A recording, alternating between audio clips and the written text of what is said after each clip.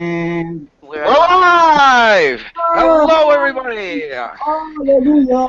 You may you may have noticed I am not Jack, nor Carson, nor David. I am, in fact, George Baum, because I will be your host tonight. Joining me today, we have Proto and Ryoga 316, or however you pronounce your name. You got it right, George. You got it right. Nice. And tonight, we will be talking about the Cartoon Network's Stephen Baum Part 3. They've made 3 of these things, people, so just roll with us.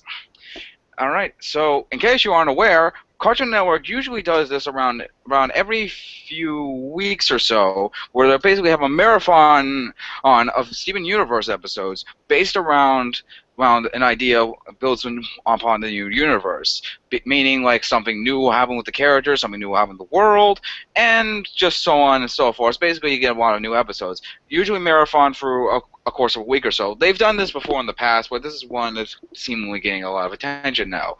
And the episodes today have been, I forget their names, but we have gotten 5, four of which were actually plots essential, and one of which was complete and utter shit. Well, we'll get into that later. So, guys, let's begin.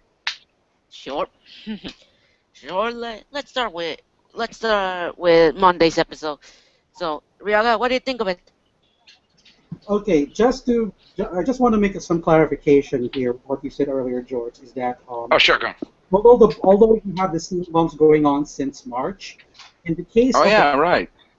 in the case of the current Steven Bomb we have now, as well as Steven Bomb 2 about last month, Cartoon Network is doing this in order to find the best date to air their respective CN original shows, rather than have them all Oh, showed on Thursdays like they did before. Now, oh, uh, wow. from what I am told, they have already found a date for Steven Universe to air. So Steven Universe will return as weekly episodes starting this August. Oh, okay. So that, just Well, to clear that good up. for now.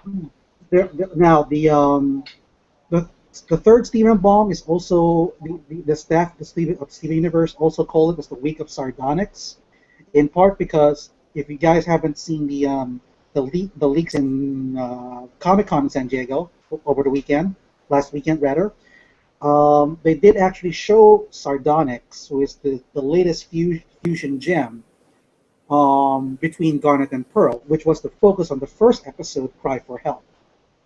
Now, Were we knocked offline or something? No, we're still like, Okay, okay. Continue, Ryoga. now, I did watch all 5, so I'm going to start with Cry for Help, and for the most part, the first episode is serves as pretty much the very start rather of this overarching plot that goes all the way towards Friday in the case of Sardonyx. And I will have to say that this episode makes a lot of people, myself included, start to hate Pearl for the simple reason for the reason that she okay to make the plot story short, um the crystal gems have realized that Peridot has reconstructed the communication tower so that she would have make contact with Yellow Diamond, the big boss of Homeworld. So the gems decide to destroy the tower.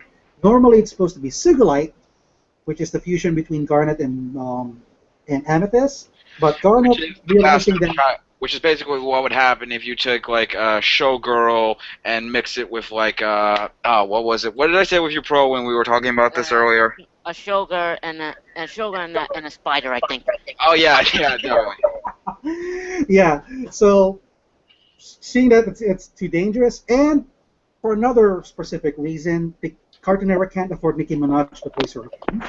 So I decided, Yeah. well, let's do it instead. So Garnet and Pearl fusion as Sardonyx. I forgot who the voice actress was, but she did, she did some stage plays in London, according to Ian James Cordy, and she's quite the talkative type. So she destroyed the tower. Then all of a sudden, the tower is repaired again. Sardonyx comes back, destroys another tower, and so on and so forth. It turns out um, it Pearl was actually repairing the towers on purpose, so she can stay fused with Garnet, which made Garnet furious. So For a good reason too. yes, I mean some people are actually claiming um, that somehow fu- a fusion is perhaps the closest thing to copulation as far as the gems are concerned, even though they don't reproduce. Yeah. So I don't know. But all I can say is the first episode basically is the start of an overarching drama that goes all the way towards Friday's episode. Which I'm going to be perfectly honest, I really didn't see coming. Like one of the things that I personally wanted to see with the newest bomb was actually an overarching story, and to see it actually done here actually does show the show can do that really well if they actually are allowed to do it. I mean, I'm if the show keeps going in this direction, I'll be a weekly reviewer. I mean, I only watch the bombs every now and then, and occasionally go watch an episode that people are talking about. But after this, I feel like I'm going on to be a regular viewer. I don't know about you guys. Yeah, I'm with you. I'm with George on this one, because if you seen my rant on the first bomb, you know that I'm not a fan of it. I'm not a fan of the show, and considering that after this, I might have some positive hopes that the show can get better and start getting me as a regular viewer. But I'm not making promises. But let's discuss the first part of the first part of the one of the topics that literally turned everyone around. Pearl. Honestly, I don't get the immense hatred for what she did. Like I'm not saying what she did was wrong, but I don't get why people are saying like oh my god, it's so awful that she did this because really, as we see throughout the bomb, she doesn't get forgiven very easily. Like it takes like a couple of episodes until she finally gets resolved, and even then, she still isn't fully forgiven for what she did because they know that what she did was a bad thing. So I don't get why people are complaining about this. Because if the show itself is acknowledging that this was a bad thing and that the person needs to learn from that, then I don't see what the problem is. Well, for the one reason why there's this so much hate for Pearl is because the fact that there is this. I don't know if you noticed, but her character changed since the very start of season one. In the early episodes of season one, Pearl was basically the brains of the group, and not just that, she serves as the closest thing to being a mother figure for Steven. But ever since the episode Space Race, where Pearl was obsessed with building a rocket ship to return to the home world, and from that point forward, we can see her doing one flaw after another. The biggest flaw with Pearl is her obsession with Rose. And I don't know if you guys recall the episode wherein she freaked out on learning that Steven knows more about Rose than she does. And there's this scene where Rose ran away to this dimension where she was on a floating platform. Steven went after her and made a giant leap, but he didn't make it, and he was hanging for dear life. And Pearl just looked at him and then walked away, like it was nothing. I And get what you're that's saying.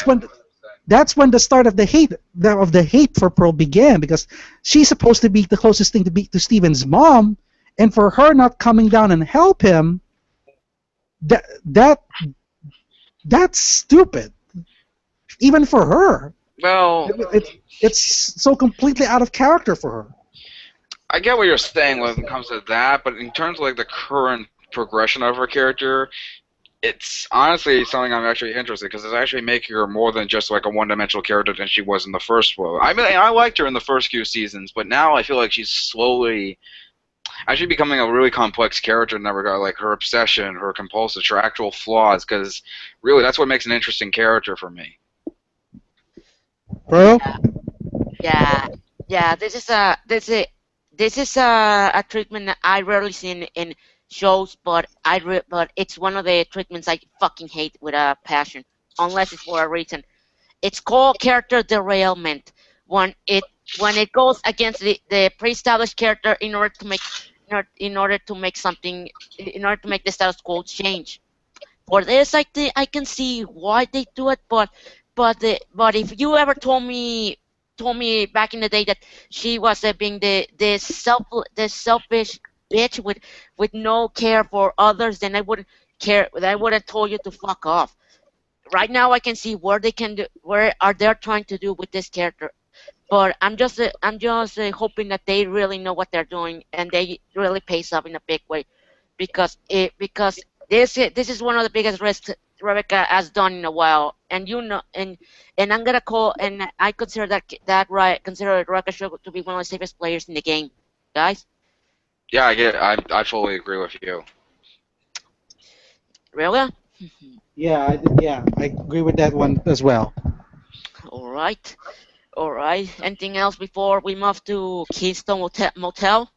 Not that much. Oh, Amethyst's song though, like that was actually really good. I'll give it I'll give all the bombs these episodes some really good credit. The songs were actually really fucking good. Like I typically don't like saying like that about the show because I don't listen to them a lot of the time, but here they were actually really good and actually did something that most musicals don't do. Is that the reason why musicals are actually made is to express the story and progress it for musical form, and I feel like that's what they've been doing for the past couple of years, and instead of just randomly happening just for the sake of happening. Well, you can pretty much thank Rebecca Sugar for that, since I think even during her time on Adventure Time, when she writes the songs for these characters, it always connects to the story rather than for the sake of it. Exactly. So Rebecca Sugar rather is pretty much doing well as a songwriter. All right. All right. So let's get to the most interesting one to talk about, Keystone Hotel. This is one of those episodes that, from the title, it sounds like filler, but then when you actually watch it, you realize that this is actually more plot progression, and actually is probably the best episode of The Bomb. Really? Yeah, I would have to agree. I would have to pick Keystone. Keystone Motel is pretty much tied with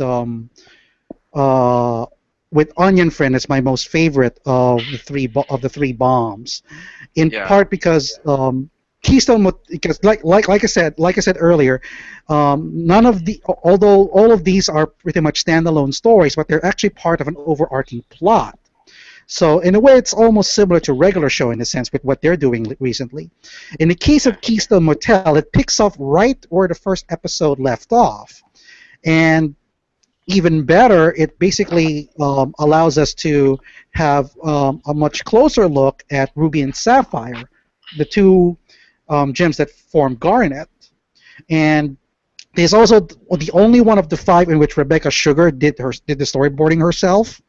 So, and you can see pretty much her style used here is pretty much fantastic, especially the way she draws the facial expressions for Ruby.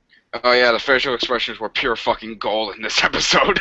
I mean, I would have to say gold. those were they're just fucking not amazing. just for comedy gold, but they're pure mean gold. Yeah. So everybody is definitely going to use all of Ruby's facial expressions here. Yeah. But at the same time, you probably guys have already know that this episode is also the center of a controversy that happened after it aired. We'll talk about that when we stop analyzing this one. But yeah. If it's about what I think it is, I swear to fucking God, I will genuinely jump out this window right next to me and run into the person who wrote that fucking article and started this fucking controversy because I'm getting fucking sick of this bullshit. Yeah. But episode-wise, it is basically tied with Onion Friend as my most favorite. Guys? I'm with you, man. Because again, when I go into these bombs, I usually I just go into them like expecting like overhyped nonsense, like I've done with like some of the shit with like the Adventure Time bombs, which I fucking can't stand. But with this, I really liked the thing that really shocked me the most about this episode was actually actually how well developed it was. Like for 11, this actually accomplishes something I wish most of the CN producers can do, is that you take a plot point, like a simple plot thing, you take a thing that was established in the previous episode, and expand upon it in the next, but still have it be standalone on itself. Because even as it is, this episode still stands alone on itself, even if you don't know what's going on. Because you still have the good dynamics between the two characters, you still got some good humor, but at the same time, you get more character development. Like, I'll be perfectly honest, the ending of this episode is probably one of the most heart-wrenching things I think I've seen all year. I mean, that's probably perhaps my only complaint about that episode is that it's kind of it's awfully short for 11 minutes. I kind of wish it would actually lasted longer. I mean, personally, I would like to see more of Ruby and Sapphire hanging out with Steven as opposed to being just guarded, and see how they would react to being I would be interested for the fusion. But Joe Johnston, one of the storyboarders, did explain that the 11-minute format of the episode is pretty much the only way to go, because unlike Gravity Falls, he did compare to Gravity Falls, in which Gravity Falls is mainly script-driven, whereas everything from the CN originals are all storyboard-driven. We already Don't remind me of that fucking article. That article made me want to kill people. no, you already With very sharp objects. we already repeat a new one in our earlier episodes. Go check it out. Go check it out. Shameless merchandise. Hint, knock, notch. But anyway, but yeah. Merchandising, where the real money from the podcast is made. But yeah, I see where you're coming from. I really like what they were trying to do with the relationship between Pearl and Ruby, and also their contrast is it's pretty cliche, to be honest, but the way they execute it, it made me ignore it. I don't blame you. For fuck's sake, it's fair and nice. Try not to call it more cliche and shit. Exactly.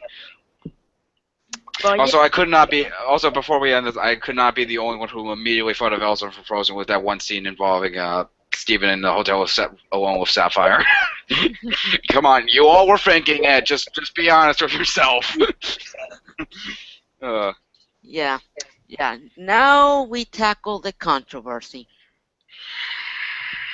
Shall I, gentlemen?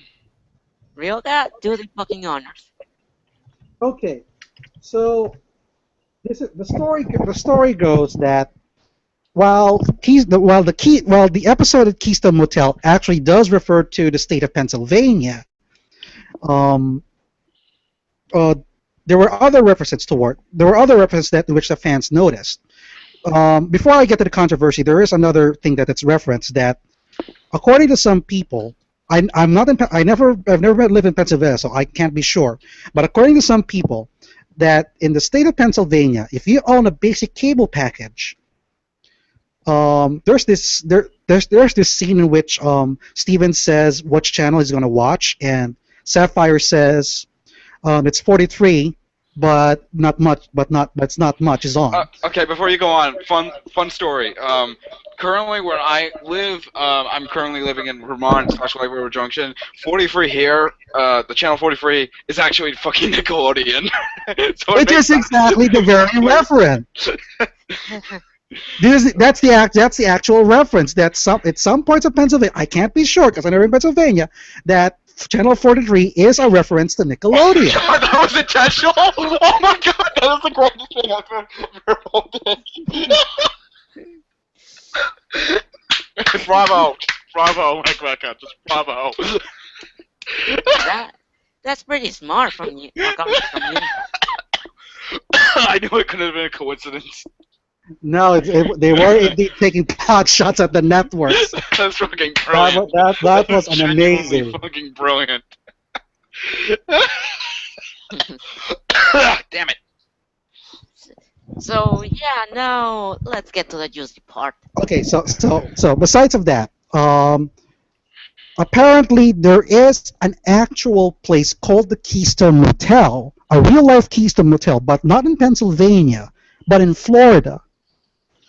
And all of a sudden, ever since the episode aired, that uh, that that actual motel started receiving one-star reviews on Google by, believe it or not, fans of Steven Universe.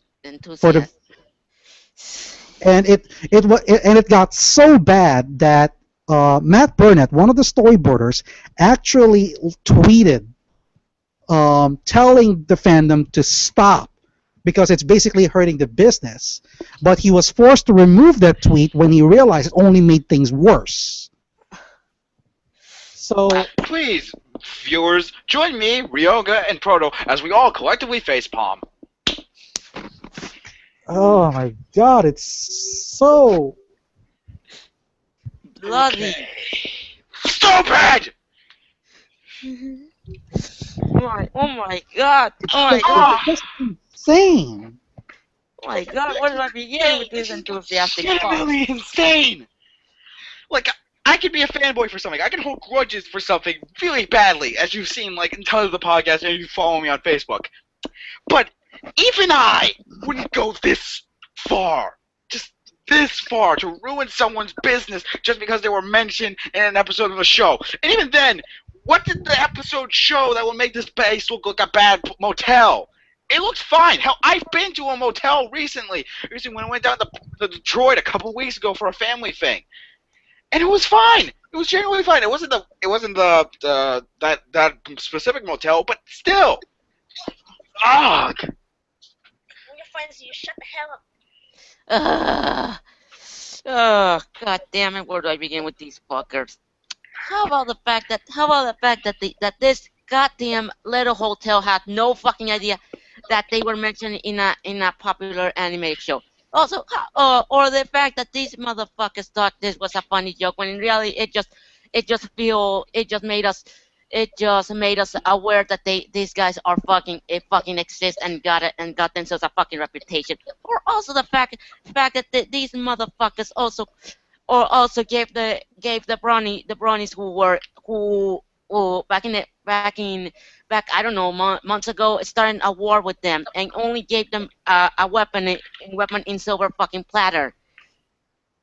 I It's got nothing. I got nothing either. I just don't know what this. I know that it's bad. It was bad enough that they actually attacked one of the storyboarders of Teen Titans Go for promoting Teen Titans Go Bomb. With that, I mean, as much as you guys don't like Teen Titans Go, what the fandom did was such a low blow. I cannot imagine they'd go lower than this. Well, you know what? Fandoms just suck. That's what I've learned for the past couple of years that I've been a part of this group and this podcast and all this stuff. Fandoms fucking suck. No matter what fandom it is. Yeah, name like anything you know, it has a fandom, and guess what? It sucks. Jeez. Fandoms consist of are the plague of some of the worst people on the entire fucking internet. Like, there are some fandoms that are absolutely fine. Hell, I'm friends with some fandoms, people who are in fandoms that are just perfectly fine. Some of the smartest and nicest people I've ever met.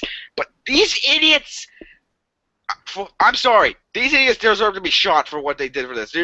There's no excusing this level of stupidity. Right. Yeah. I'm really not saying this is the lowest blow they ever do, because my God, God forbids they find a way to prove themselves even lower. Concerning Don't that jinx us.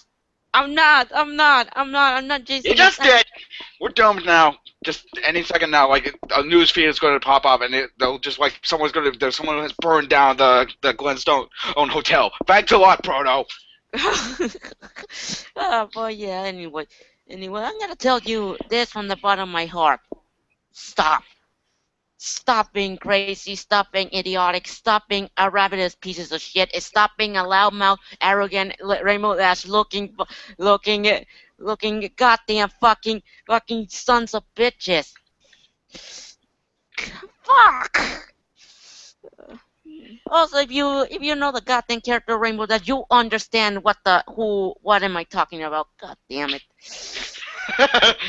Looks like someone here has a little secret he might want to be keeping from us. It's not really a Ay, ay, ay. It's not really a Caramba. secret. It's not really a secret, but I'm well aware. But I'm well aware. I'm well of what and what's the end to this. But what fucking ever. Short version. The Steven enthusiasts can go fuck themselves unless they control themselves. Or Rebecca Sugar and the storyboarders pull a go fuck yourself by their own terms. Anyhow, moving on. Yeah. Yeah. Next episode. Onion Friend, which is perhaps the another tie-in for my most favorite episode of the three in Steven Ball. And the most unintentionally or intentionally creepy episode of the entire bomb. Like, what the fuck was up with this episode? Seriously. Yeah. I don't know. I mean, long story short, this one episode pretty much is about Onion, and we get to know more about him as well as his family. So, if we haven't figured out already that Onion is the child of Vidalia, the girl Greg's manager banged back in the day, and now currently the wife of Yellowtail the fisherman, and Onion is also the half brother of Sour Cream. So get that. Yeah. But the one thing we didn't know is that Vidalia and Amethyst are actually best of friends, and they still do after all these years, even though they haven't seen each other for quite a while. And that you now see this side of Vidalia, who is this like world's greatest mom award. Yeah. Yeah. And that was very very surprising. I wasn't expecting Vidalia would be.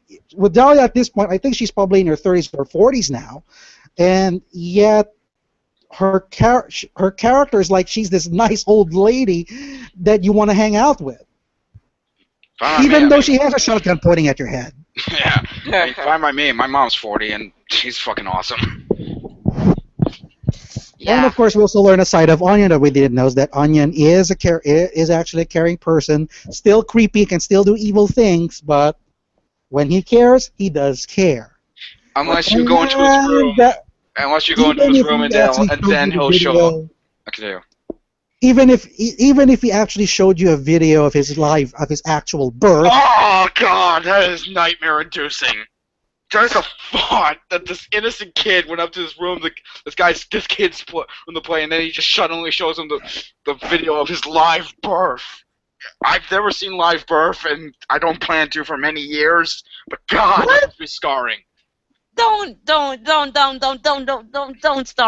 start this fucking, don't avoid this fucking thing and let's just focus on the episode. Yeah, it was creepy. It was creepy. I'm actually a little surprised because probably because of the fact that I spent my high school in Asia, then the United States, but back in the day I was still in my teens. They did actually showed us a video of the live birth as part of our science class. So, oh wow! As gross as it is, nobody complained about it. I did. That's amazing. It's part of her biology class. Learn about how the life works. I know you guys are, so okay, not a problem. So I don't know about you guys, but that happened to me, so it's not like nothing. But yeah, I would definitely say a part of Steven's innocence has died after that scene. Along with mine. Good, very good. But yeah, this episode. I'm fucking 17 and that scared the shit out of me. Yeah, this episode really was good for what I'm trying to do. It really gave a new perspective on Onion of all characters. And I am not interested in Onion, for fuck's sake. And I appreciate what they were trying to do. Same. Guys. And I also have to give props to Jackie Buscarino, who played Vidalia. If you don't know her, she also played Pacifica Northwest in Gravity Falls, and I think Morty's sister in Rick and Morty. So among other characters. So that was a great role for her. I also I'm gonna insert this real quick. I want to wish her well, because there was some news saying that she's currently recovering from from a disc replacement surgery on her neck. Oh Jesus! But she was able to complete all of her recordings before that happened. Oh So God! I'm wishing her get well soon, Jackie. Well, I hope to hear from you again as Pacifica, and hopefully more as Vidalia. So Yeah. guys, God damn! Oh, I Yes, gotta say. Yeah, I really wish her well. Concerning that, I really like the character Pacifica, and I'm surprised that they actually got a voice actor on this time. Because because Ryoga, I know you are well aware of this. You are well aware that they rarely cast voice actors, and they focus more on actresses that have any kind of experience on singing. Or am I right, wrong? Or right, yeah, right, right. Um, right. Well, I have to say that with regards to the voice actors here, some of them are actually becoming more popular now than others, as you can see, like the cast of Teen Titans Go, and of course Estelle, pretty much making her foothold in the U.S. as the voice of Garnet, Yeah. along with her singing career, all and of course right. and of course some of the others as well. So, um, Props to yeah, her. I mean, I'm glad she's getting more work because of the show. right, and her singing career is pretty much got a good boost thanks to that. And right now her latest Estelle's latest gigs is actually doing the opening theme for We Bear Bears. If you guys haven't checked that out, I which haven't. which is I haven't. it's actually quite a catchy tune. So that's another big one. Anyhow, moving on. Moving Yeah. on. Now for the episode that made me shout, I don't give a shit. Historical fiction, guys. Okay, so let me just explain. Historical Friction basically brings back Jamie the Mailman, this time providing The gayest mailman I think I've ever seen in the history of animation. I would actually think of him as No the gay offense to gays. dragon. I'm all for gay rights, and thank God you guys are finally allowed to be married. But still, Jesus Christ. Anyhow, Jamie decided to follow Garnet's advice from the last time we saw him. Decided to start a theater, providing a history of Beach City, and the original story was written by Mayor Dewey because it was apparently his ancestor that discovered Beach City. Until Pearl actually discovered the script and rewrote it, since she actually was there when Beach City was founded. And Because of course. because of course the fact the gems have been around 5,000 years. So the one thing that's interesting, what I find interesting about this episode, is that this episode references the picture from an early episode where we see the crystal gems as sailors. So it turns out that photograph was at the time when Beach City was founded. Wow. Wow. So that's a direct reference. And then Jamie playing all the several characters, and then Steve. It's only just a two-man crew. Jamie playing all the characters, and Steven playing as William Dewey, Mayor Dewey's ancestor, tell the tale of how it was founded.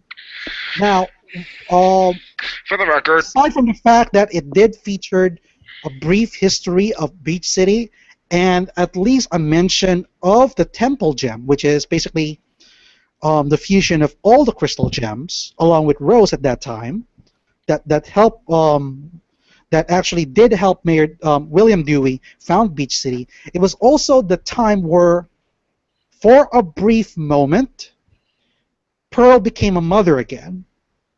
okay. Oh. So basically, her in the stage cheering for Steven like a mother would. That was actually something I really missed from her. And seeing her acting like that, I was actually happy that she wasn't being I will dare say a douche for once. So, guys, Okay. For the record, I've seen shows done by only two guys. Like my town did a couple of years ago a production of Sleuth, which was just mainly two guys talking to each other. It's one of the best plays I've ever seen, and I haven't seen the movies, but if you if you can, just check it out. It's a great show. But this was single-handedly, I think, the worst play I think I've ever seen in any form I've ever.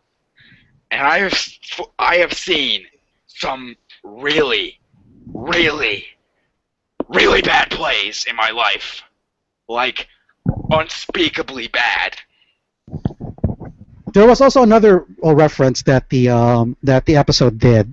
One of the lines from the play was "Oh Captain, my Captain," Yeah.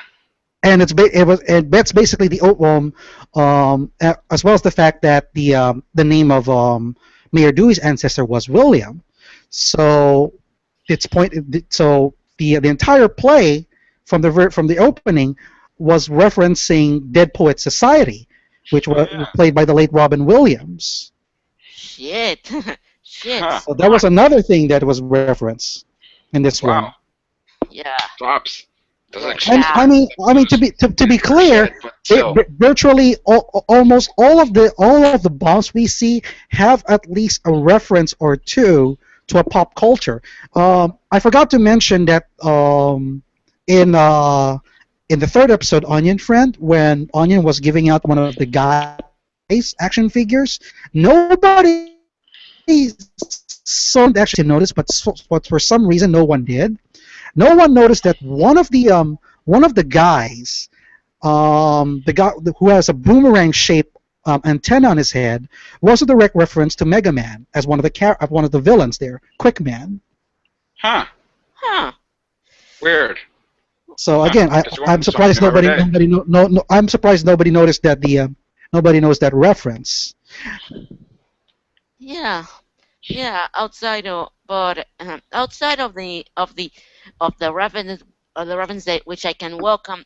This episode was the most I don't give a shit I have ever experienced in a bomb, because I really didn't care for the story. I really didn't care for the play. I really didn't care for what they were showing to me, because it wasn't it because it just felt like it was just dull for me. I seen this plot done better and more and less serious in Kid vs. Cat. I don't know what's the name of the episode, but they did it. I just don't know what's the name. Guys, I got really nothing. I mean, this episode is just fucking. I mean, filler. I want to Which is return sad that. because I wanted to return something to that, you proto, but I'm gonna hold that off until after we do the 5-1, because this is something that was actually discussing with some members of Reddit with regards to Steven Universe's presentation as a whole. But I'll discuss that when we're done with the bombs. okay. So shall we move? If there's nothing we can talk about, we can move on to the final episode. yeah, let's just move on to the final episode. This is just fucking filler, which is really sad because the last 3 episodes were really solid, and then you just had this dud just comes out of nowhere. It's like having like a gourmet buffet, and then all of a sudden, before the dessert, the chef comes in, and just throws his own shit at your face, and then serves you the dessert anyway. Bon appetit, motherfucker. But yeah, let's move on. Let's move on. Friendship. So, who wants to go first? Okay, so I guess I'll have to give the plot line. Okay, so friendship pretty much wraps up the entire overarching plot of the Stephen Bomb 3, start from the first one. So basically, what's happening here is that the tension between Garnet and Pearl is pretty much resolved by the end of this one, while they are chasing after Peridot. So this is basically the main focus here mainly is pretty much Garnet and Pearl making up, and then going after Peridot. That's pretty much it. To me, this is basically I find this as my least favorite of the 5, because pretty much what they were trying to achieve here, which is to capture Peridot, they never did. And the focus is more entirely on getting Garnet and Pearl's relationship resolved. Though, to that episode's credit, when Pearl explained herself as to why she needed that fusion, and she talked more about herself, it actually launched a number of theories.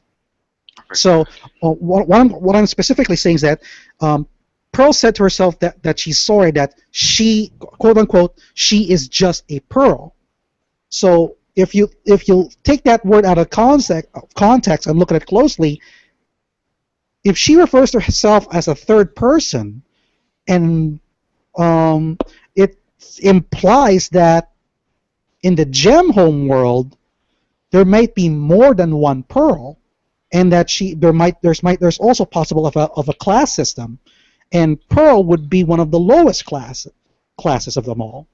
Now, I'm sure you guys we've discussed this at the Master Tunes on Facebook, but I've made references that that for somehow Pearl, despite all of these flaws that we've seen her lately, but that revelation that she may be just one of the pearls, it could be a reference to the character of Rei Ayanami in Evangelion, which, in case you don't know, she's basically one of the many clones of a specific character, and yet this one particular clone is very special.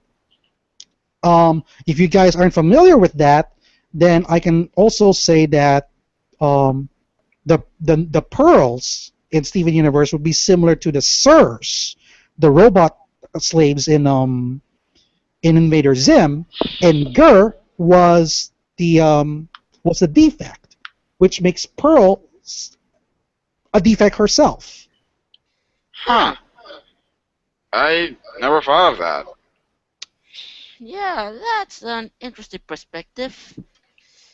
And actually, it makes a lot of sense. But to me, that's the only thing that's good about the episode. I pretty much didn't like everything else there. So I don't know about you guys. I'm honestly gonna have to agree. Aside from the ending, which with Pearl and Garnet finally resolving, which was really, really well done, the rest of the episode was just kind of meh, I guess, to be honest. Yeah, I have to agree. I have to agree on this one with you guys, because the beginning has the right tools to start up great, but for me there's one little aspect that stopped that from happening. The soundtrack. Good God, the soundtrack. Yeah, I forgot about that. Yeah, even the entire reveal scene, I had to literally mute the entire soundtrack and put it on silent, kind of like the talk from Batman on the Red Hood, because that I feel that scene can be carried without music playing in the background. Yeah, like there's sometimes that music can benefit a scene, and sometimes that music can't benefit a scene. It all depends on like the situation and the context of it all. Like, I've talked about, like, several times before how I'm a massive fan of musicals, and I'm a massive fan of music in general, and there are some times when I'm listening to, like, a key soundtrack. I'll give a great example. There's this, I recently got a PS4, and I've been playing a lot of Bloodborne as of late, and there's a boss, the second boss in the game, which is called Father Gaston, and the music that plays through it is fucking perfect, and one of the best things about the game is that that's the only time real music plays. It only plays during boss fights. The rest of the time it's just ambient noises and groans and stuff. That's how you handle your sound design. But I do get where you're going from, bro. Yeah. I don't think the song is bad. Far from it. It's actually pretty decent, but it just needed more of a more action-y kind of vibe to go along with the imagery. You know what I mean? Yeah. Ryoga? Yeah. I really didn't think much about the soundtrack, to be honest. Though, all those scenes with Peridot did make me think of the more like the Mega Man stage where he goes after Dr. Wily in Mega Man 2, being played while they go after him. So that's what the only thing I could think of, because she's basically a female Mega Man there. But besides that, which that was also another thing a lot of people are complaining about, is that people seem to complain that nothing other than Pearl and Garnet having their issues resolved, not much else happened here. And I've made my case. My reply was that part of the reason why this isn't happening, that it's not going to the pace we wanted, is because of the fact that the show is 156 episodes long, with a possibility of a fourth season, if Cartoon Network decides to go for it. Oh God, no! They better not. Oy vey. If they choose a season 4, they're fucking stretching, and they're risking themselves to take into Adventure Time Which territory. which is exactly the show's biggest problem, is that because of these episode orders, then the crew has to figure out a way to fill up for time here. So whether everybody likes it or not, standalone episodes apply. And this was another thing that a lot of people seem to miss, is that when Steven Universe first came out, it was just a series of standalone episodes with no overarching plot. And even the staff themselves said this was their intention, that there's not going to be a prime antagonist, a big villain that Steven has to face. It's just Steven growing up as each day passes. But ever since they added a plot, and they added villains, they added a lore. They pretty much put themselves against the wall, because exactly. Because by doing that, we now expect them to actually go somewhere. And since CN doesn't want to show the end because money, we must have more money. They have to keep stretching the shit out. And I say, just and that is basically the show's biggest problem, is that the fan base pretty much expects that the entire show has a plot. Something the staff pretty much knows they can't do that on a regular basis. They have to actually put in fillers in order to fill in time. And my response was that this is not like what's going on with, I hate to compare it, but The Amazing World of Gumball and regular show have a similar case. They all start off as being standalone episodes, and then decide to add the plot in. But then, when they decide to go back to being standalone episodes, nobody's complaining. Yeah, I get what you're saying. Because everybody gets it. But in the case of Steven Universe, that's not happening. Now, everybody wants to see that the next episode has a plot going on rather than being a standalone episode. Because if the it's a plot standalone, is going everybody somewhere. hates it. Well, that's because the plot is actually going somewhere. It actually is interesting. The stuff they establish is worth getting into and exploring more. But since the writers know they're restricted by these fucking pricks, they can't do anymore. To that I say, CN, if you're watching this, stop with this bullshit. Stop limiting your artists like this. Actually let them do what they want to do. Stop just stretching out this shit for more money. Just, if you want to make more money, just exploit some other stuff. Or hell, go back into merchandising like you were planning to do a few years ago. But oh no, girls don't buy toys anymore based on good shows. Just fucking shut up. Just shut the fuck up. That changed, by the way. That was when Stu Snyder was still president, but now he's gone, and we have a new president, and they've actually made the changes.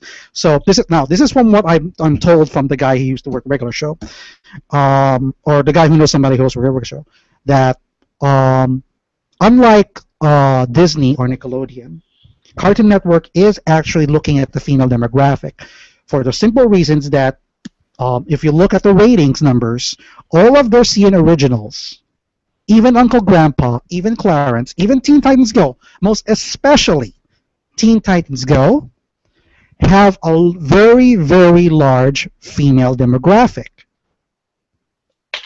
In other words, more and more girls and more women from ages 12 to 42 are watching Cartoon Network. And CN can't help but notice it.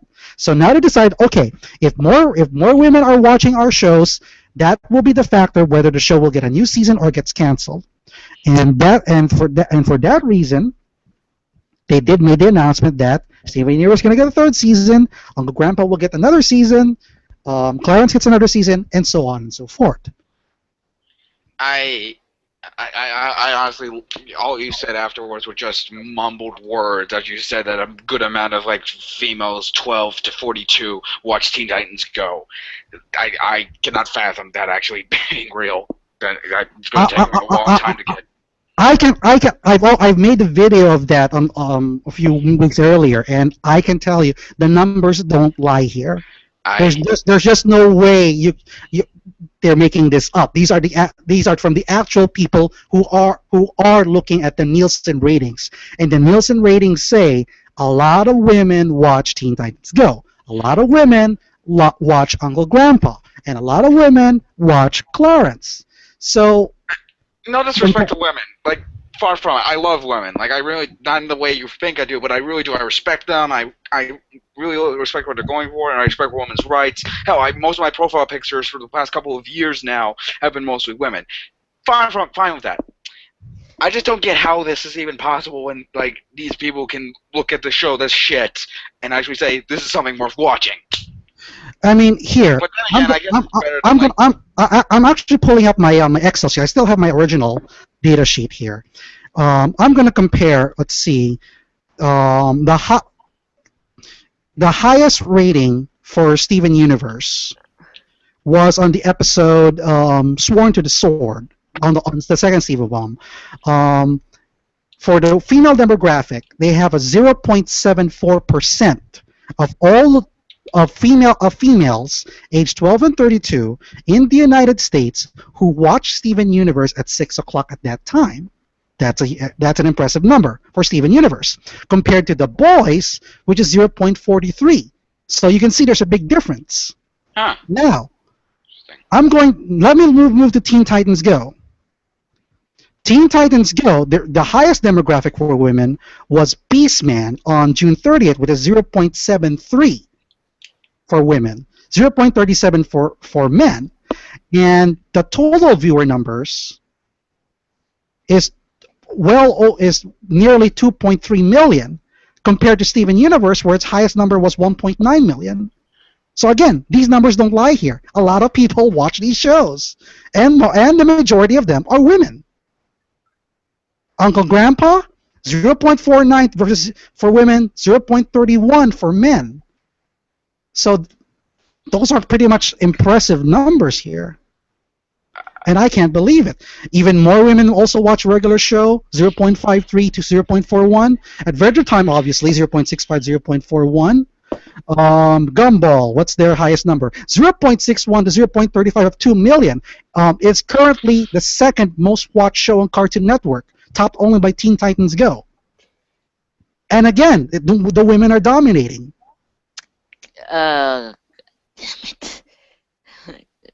And see it, and Cartoon Network, they don't want to repeat the mistakes Stu Snyder did with Young Justice, so they decide, okay, we're going to take notice of this people. They're not the key demographic for advertisers, yes, but they will at least be the factor on whether or not a show gets canceled, gets a new season. And judging from these numbers, you can expect that all of the CN originals, including Clarence, including Uncle Grandpa, and most especially including Teen Titans Go, will be around for the long term.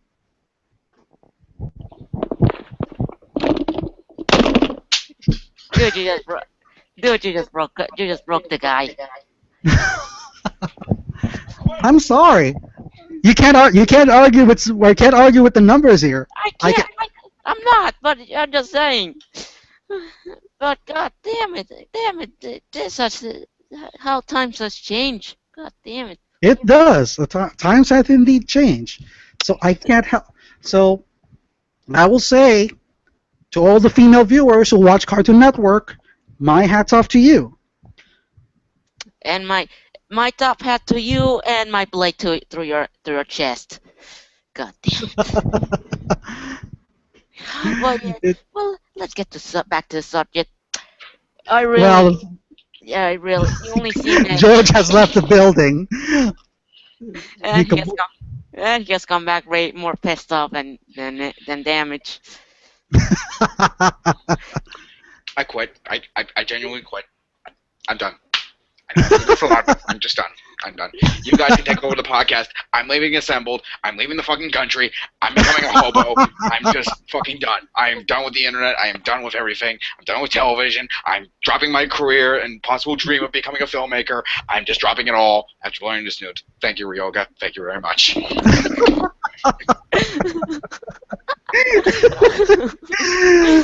boy. Oh boy, boy, we have lost him.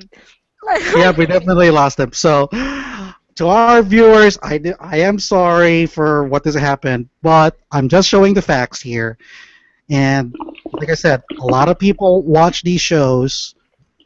There's pretty much nothing we can do about it. I mean, I had to I had to go beyond, but at the very least, it's not what Nickelodeon is doing, which is uh, which is pretty much doing terrible lately, even with the new with what they're doing so far. So uh, True.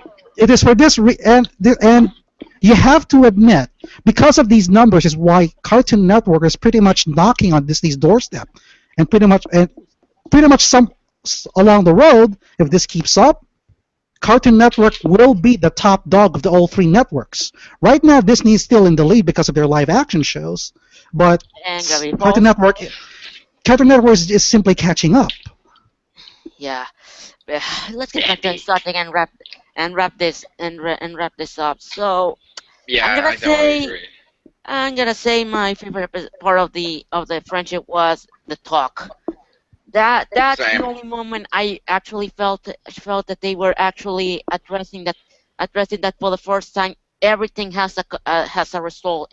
Every action will have a consequence from now on.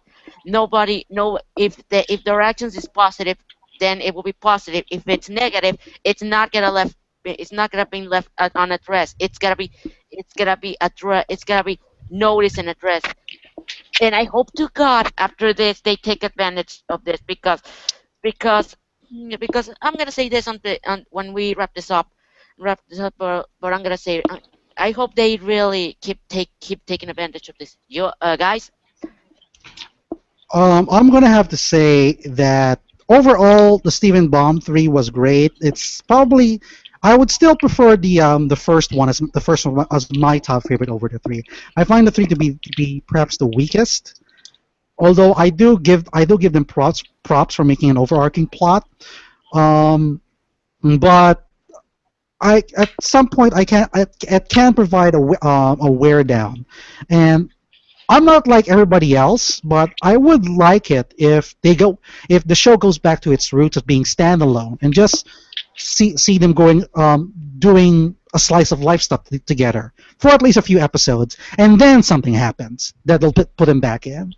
All right. Guys, Yeah, that wouldn't hurt. That wouldn't hurt. But yeah, I thought this bomb was a little better than the first one,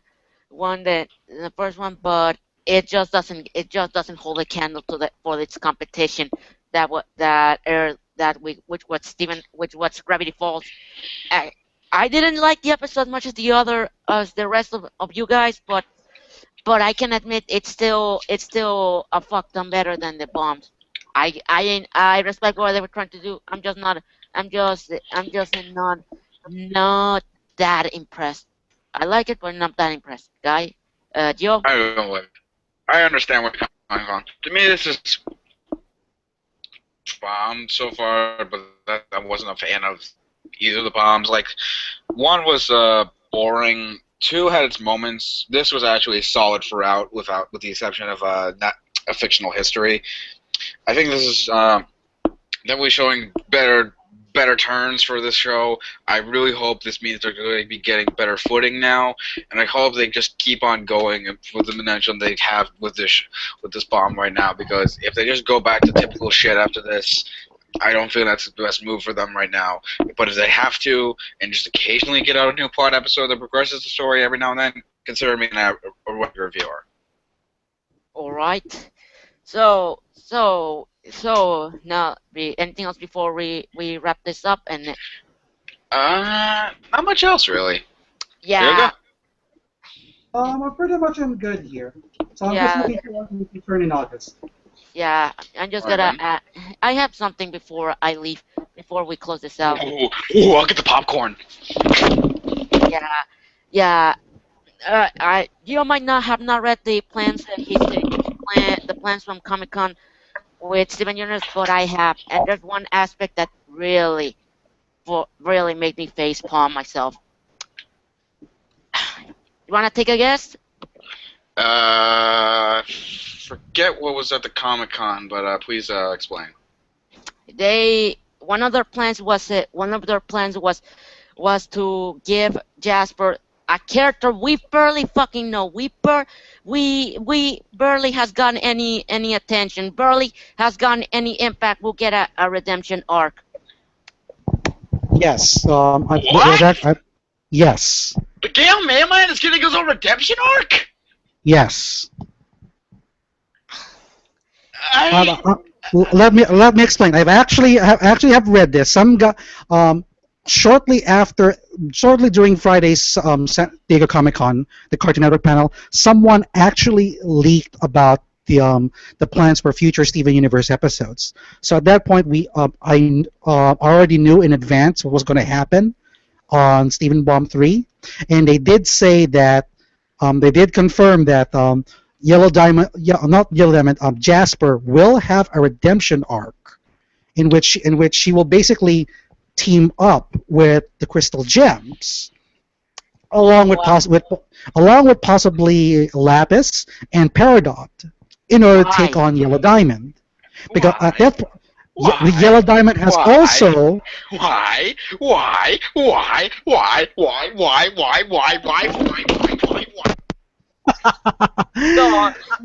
Okay, so to continue, in addition, Yellow Diamond has been confirmed to already have a voice actress. We just don't know yet. So probably somewhere down the road, we'll get to see Yellow Diamond's debut appearance and how she plays a role in all of this. Now it's my turn. Why? Why?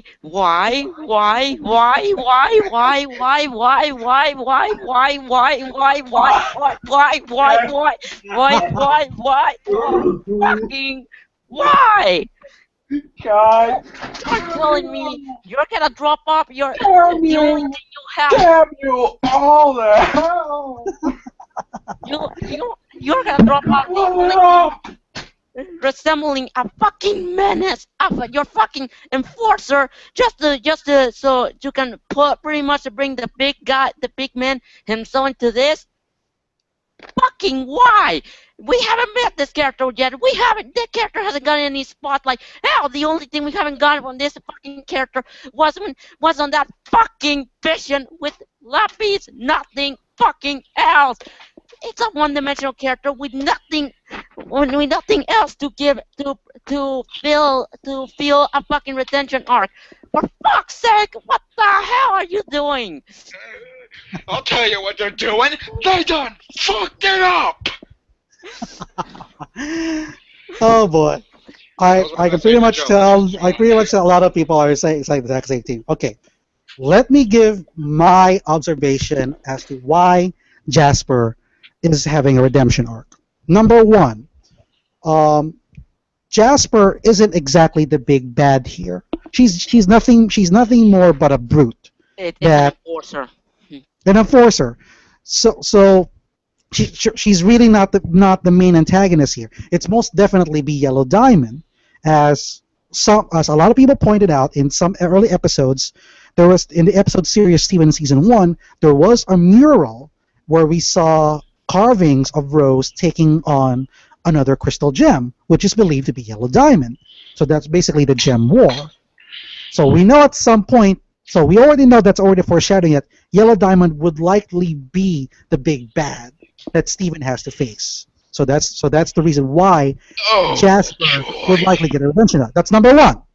Number two, Steven was created for a very special purpose, according to Rose. If you remember Rose's message to Steven in Lion 3, is that Steven's birth is nothing out of the ordinary. It's not ordinary, rather.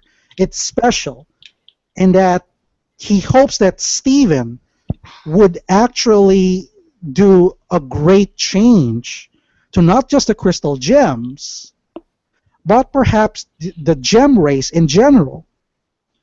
So there's this strange theory that Steven's birth may have been a part of Rose's master plan to change the gems for good in a way that she couldn't, and that's through Steven, because Steven's this pure-hearted guy. I know it's a bit cliche that Steven might be a chosen one of sorts, but in this case it works for him.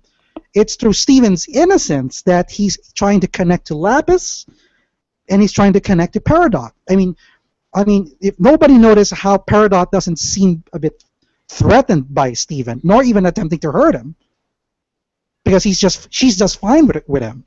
So there's this possibility that because of Steven being this special, he might be able to connect to Jasper to snap her out of it and pretty much join their side. Oh, hell no. That's number 2. Yeah. Reason number 3, the fan base.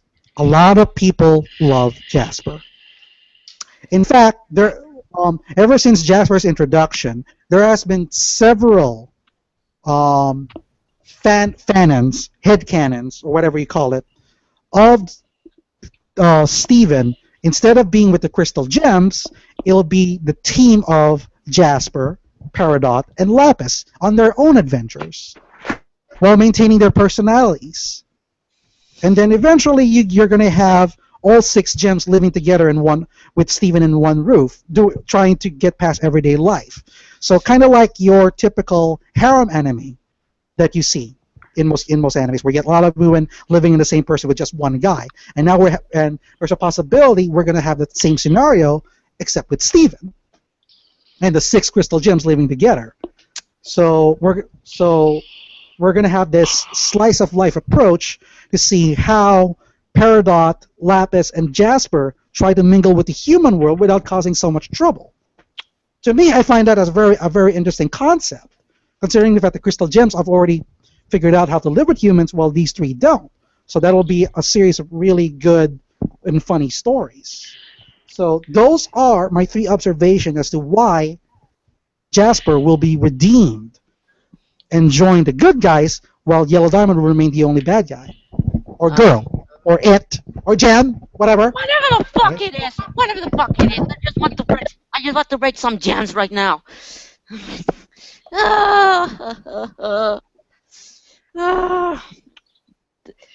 This idea, I was not I was not behind this idea the minute I saw it, because it's just too quick. It's just too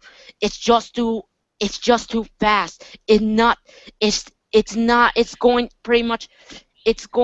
pretty much telling us that we're never gonna have a clear threat, a clear balance between hero and villain, or anti-hero, or whatever the fuck can be called that can be considered balanced. Jasper can become that balance to be not just loyal to Yellow Diamond, but also to be considered a threat that Steven will take time to join at the side. That idea can work, but it needs time. You need to make a character. You need to make Jasper for in the first place a character, a villain, or a threat of some kind, and make her see the Yellow Diamond's ways are not the right ones. That's how I would do it. Because if immediately we could say, hey, here's the bad guy. Wait, she might maybe kill you a couple episodes ago. Then let's have it like a good guy now. Everyone can love us, right? Not how it works. Fuckheads. Lord Shen, Professor Morality, and a fuck ton more. From Once Upon a Time. Fucking anyone else I can think of. Name some others. Pro.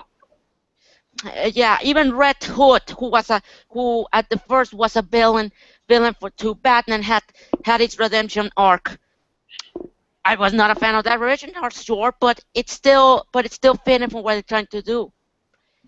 If Rebecca Sugar does not play its cards with this character right, it's gonna blow up in its face, and not just in its face. It's gonna be one of the biggest leaps of credibility in a while. That's just my 2 cents on this. What you said, Pro.